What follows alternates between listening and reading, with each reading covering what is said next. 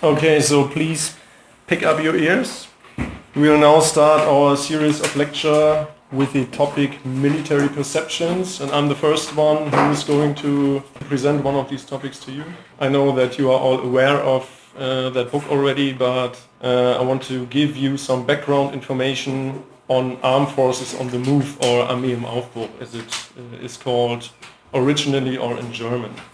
So I will show you the status quo of the discussion, give you beforehand some background information on the, let's say, on the development of the book, and then talk with you about some critics and reviews. And of course, I'd like to hear your opinion generally on that issue. Good. Okay. Just to introduce it again very briefly. Armee im Aufbruch, or German Armed Forces on the Move, is an omnibus, which means a book where a lot of essays are in.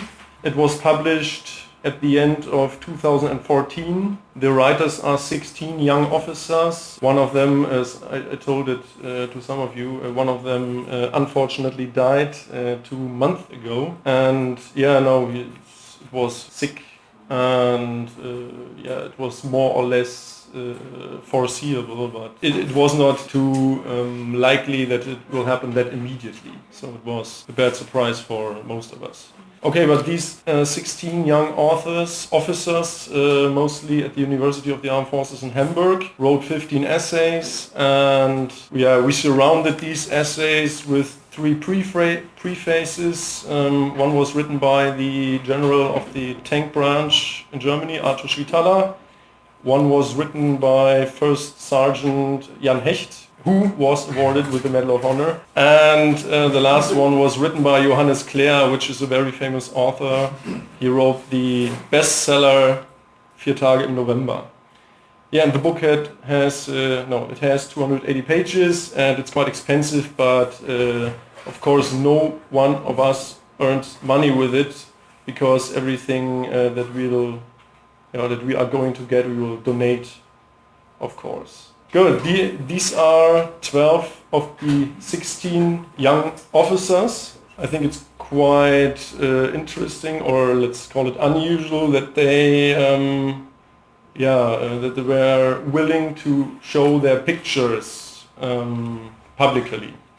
So I know we talked about that sometimes already, but some of them were really confronted with hostility afterwards, or they still are confronted with it, and by soldiers themselves. Also by soldiers themselves, especially at the University of the Armed Forces. Their discussions is really sometimes, when they tell me, it's sometimes really stupid, because people say, for example, okay, you only did this to become famous and become a professional officer one day. Okay. So, which is a little bit ridiculous, because they face really a lot of criticism too, and it's quite brave, as for example the inspector of the Army said once, because they have no clue what that would or could mean to their career. So I'm a professional officer already, but they are young lieutenants, and so it could find a way to damage the... Yeah, it could be the one direction or the other. We are not sure. Okay, at the end of 2012, one of these young officers came to me and presented an essay. And I read it and was quite surprised. And I asked him what his aim or his target was, or what he wanted to do with it, and he had no idea.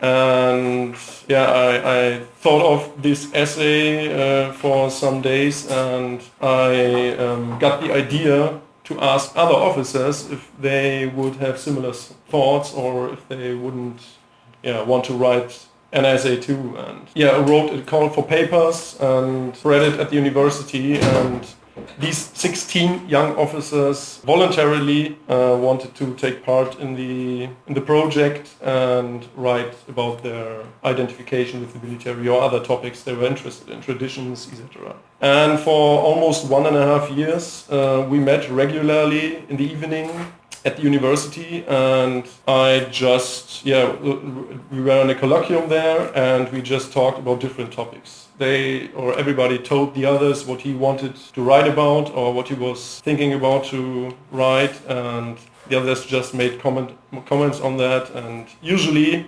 after the first hour or something, I left the colloquium and just let them discuss alone. And I just gave them kind of guided tour through the instances of publication, or I told them what could happen to them, how we find a publisher, etc. I had some more experience concerning that, because most of them never wrote something, at least maybe some essays at the university about scientific topics, but for most of them it was the first time. Okay, and then as you already realized, or as you can see here, these are the headings of some of the essays. You see that some of them at least are quite provocative. So if you read a headline or a heading like "Leadership Despite Orders" or "Views of a Career Betrayer" or "Prussian Virtues in the 21st Century," Prussian virtues means preußische Tugenden, you can see that they were not streamlined or something, but that they really wrote what just their ideas were without thinking too much of the consequences maybe. So I read some of the essays quite early and told them, okay guys, listen, if you really want to publish that, be aware that this could happen, that these instances maybe not really like it, etc. Some of them try to increase their topics, and some of them just stick to what they just wanted to say. And because it was an open project and it was not my task to do a kind of censorship or something, we published it the way they wanted it. Okay, and one of these officers was a very skilled drawer, so she actually talked to each of the authors and painted a nice picture which was somehow linked to the article in the book.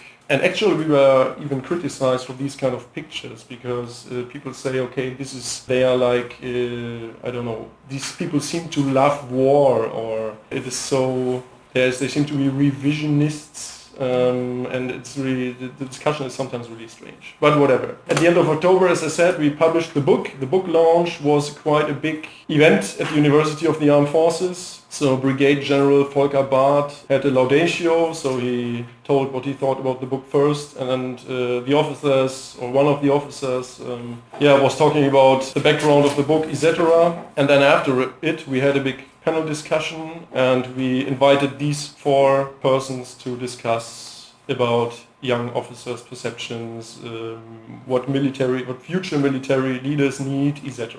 And here it was the first time possible for the public to become part of the dialogue or of the debate. And we had a lot of visitors, which were not only military people, but also some civilians, and they could be part of the discussion and they could ask questions, etc.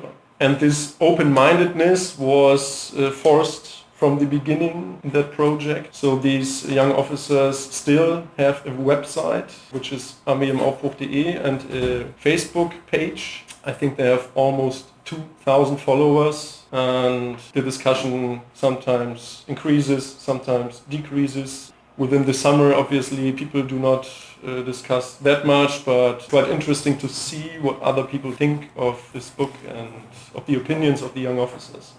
So, and this is something that we admitted quite early. None of the essays was an absolute truth or wanted to tell others what they had to do. It was always it was of course a personal view and perception, but one of the aims was to just get into a discussion with others, with everybody who want to be part of the discussion.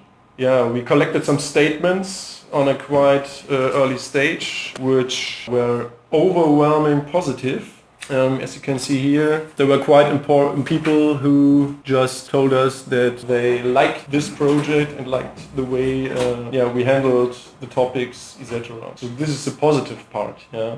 When we started the project, I had no illusions about the impact of the book. I published quite a lot of essays myself, and the feedback or the number of readers concerning that topic is usually a very low number. And I told them, so if we are lucky, we can maybe sell 200 or 300 books, which will be, or quite many, concerning the topic, but actually it is almost 1,500 already. And the reason for that are a lot of reviews that appeared or were published or still are published. And yesterday I tried to figure out how many people saw the disadvantages, the advantages of the pros and cons of the book, and this is what I found out. So actually we have a lot of people who really don't like it, starting with a big article in the Feuilleton of the Frankfurter Allgemeine Zeitung. This one was quite tough. But as you can see, these are the usual suspects. So we never expected that the Frankfurter Rundschau or the Junge Welt or the FAZ would really be in favor of our book. Yes. Yeah, well, I don't know if it's good to be on the positive side of junge Freiheit. Yeah. This is part of the discussion, of course. We will come to that later, hopefully, or we can discuss it now. So we have a lot of positive reviews too. This one is really surprising. Der Freitag is usually in the left spectrum, but the article is quite in favor of this book, and the young author asks why we always bash the military and why it is important to listen to young officers. Really, this one was really surprising, and I really think this is a big danger of the reviews, because Sezession or junge Freiheit are really very conservative, traditional, if not right-wing publications. And what I observe is that the young officers realize these reviews. And what happens, at least to some of them, is that they drift to the side of people who understand what they want. And this is dangerous.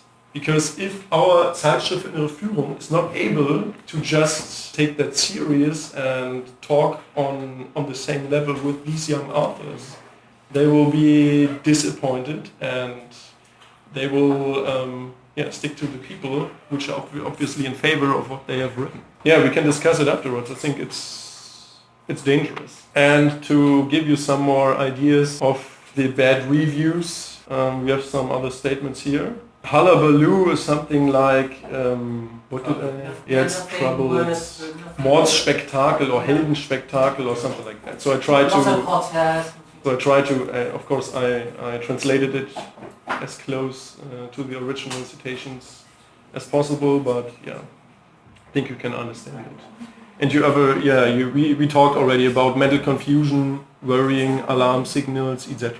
We have in Zur Sache BW, which is a publication that we just 2 days ago, I guess, or 1 week ago, this is really, again, a very bad review of this book.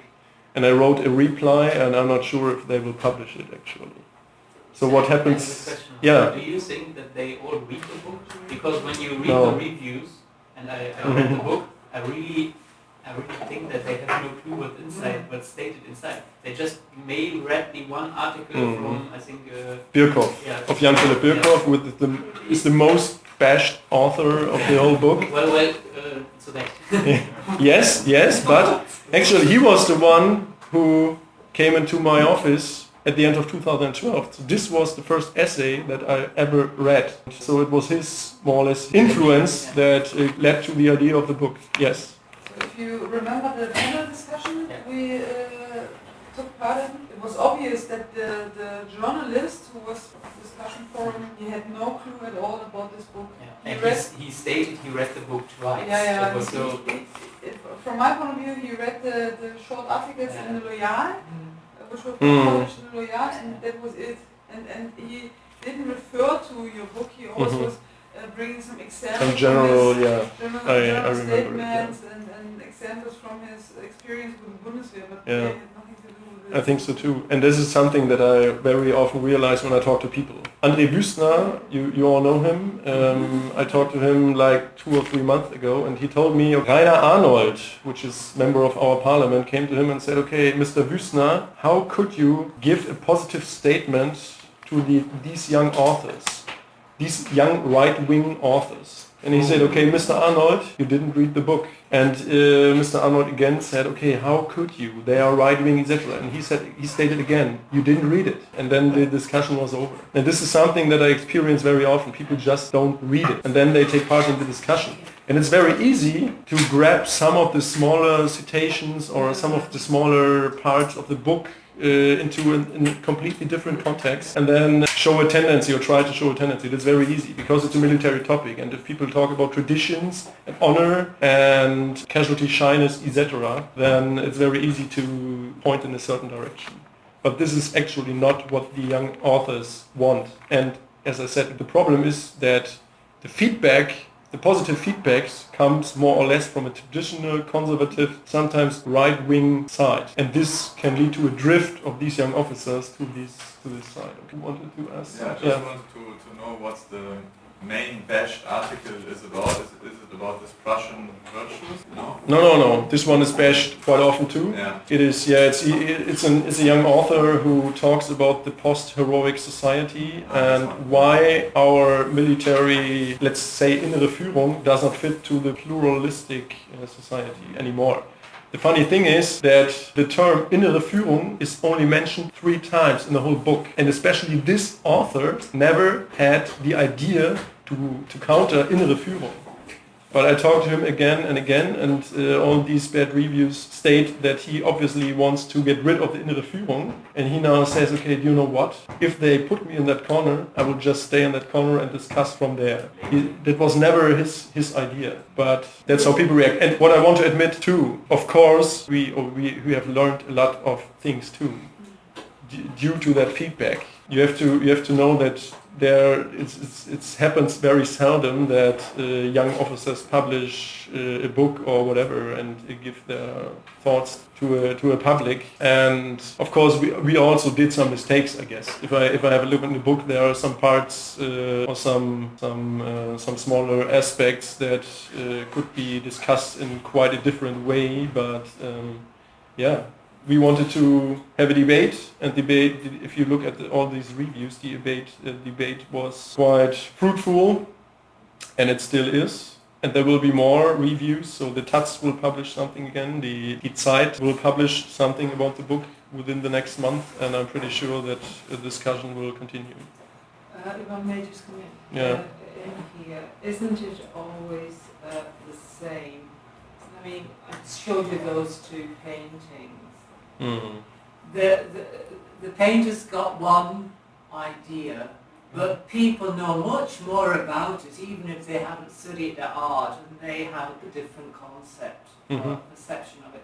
And it's the same, I think, with books. You have people who think that they know everything and only their opinion counts, especially from different publishers. And they've not read it, they just read the headlines of somebody else, and it's either up their street or not. And this is sometimes very, very annoying, and I suppose you all feel rather frustrated because you're not taken seriously. You're either put in one corner or the other corner, and that is really frustrating. Mm-hmm. It is, yeah.